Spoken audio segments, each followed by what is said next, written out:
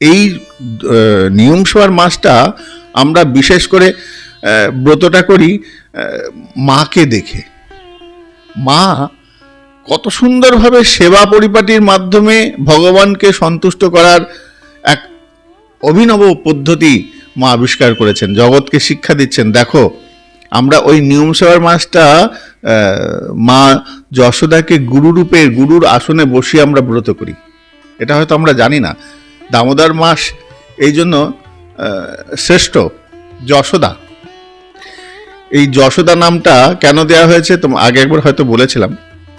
যশ দান করেন যিনি, যশ দদাতি ইতি যশোদা। তো মা যশোদা ওই দিন ভগবান শ্রীকৃষ্ণকে যশ যশ দান করছেন। কি যশ? না, আজকে তোমায় বাঁধবো, তোমাকে তো কেউ বাঁধতে পারে না। এই জগৎ সংসার তোমাকে কোনোদিন কেউ বাঁধতে পারেনি।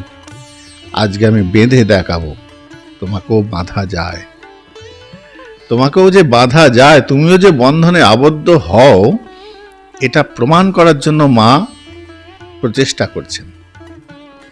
আর এই প্রচেষ্টাটা কিরকম না, যেটা সামর্থ্য নেই, যেটা করা যায় না, কখনোই সম্ভব নয়, সেই অসম্ভবকে সম্ভব করে দেখিয়েছেন মা যশোদা।